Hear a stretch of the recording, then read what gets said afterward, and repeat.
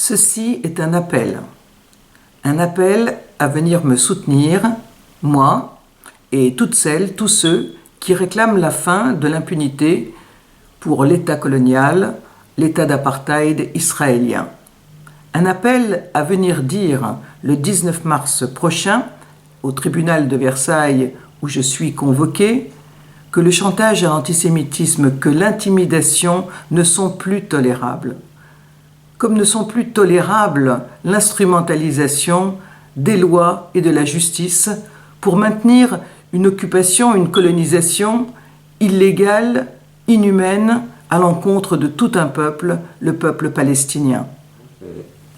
À la demande du lobby israélien, le gouvernement français me poursuit en tant que présidente de Capgipo Euro-Palestine parce que mon association a appelé la chanteuse Vanessa Paradis à ne pas aller chanter en Israël et à ne pas y rencontrer le président Shimon Peres. Tout comme les opposants israéliens qui avaient écrit à Vanessa pour lui expliquer qu'il n'était pas moral d'aller divertir l'occupant et qu'il ne fallait pas aller cautionner les colonies, la torture des enfants palestiniens, la démolition des maisons palestiniennes et le blocus de Gaza. 7 ans plus tard, je suis accusé d'incitation à la haine et à la violence, de provocation à la discrimination en raison de la nationalité, la race ou la religion, par le gouvernement français et l'Union des communautés juives d'Île-de-France, présidée par le tristement célèbre colon Samy Gozlan. Sur la base de quelle loi ?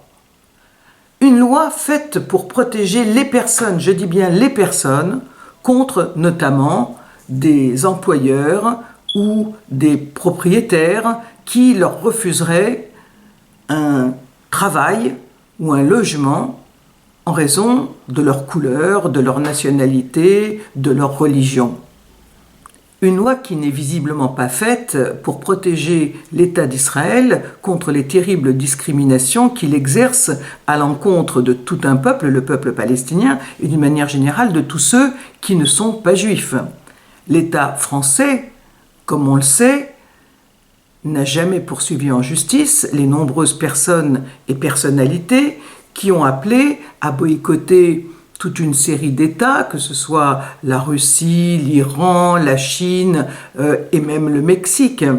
Nous-mêmes n'avons jamais été inquiétés lorsque nous avons appelé au boycott de l'Égypte ou de l'Arabie saoudite. Mais Israël et les supporters de sa colonisation ne se contentent pas de réclamer au gouvernement français qu'il ne prenne pas de sanctions contre les violations graves et constantes des droits humains et du droit international par Israël. Ils demandent qu'on bâillonne celles et ceux qui demandent la protection du peuple palestinien, qui lutte pour sa liberté contre l'occupation.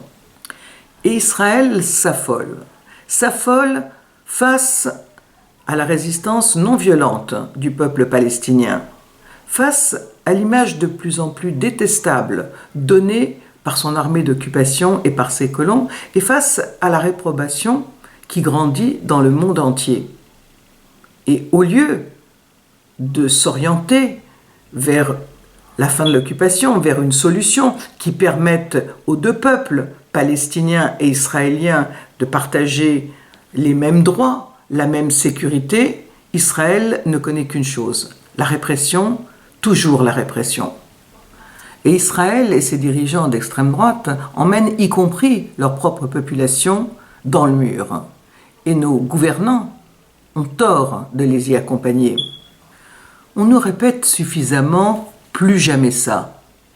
On commémore assez souvent les justes qui ont refusé de collaborer avec l'occupant pendant la Deuxième Guerre mondiale en France.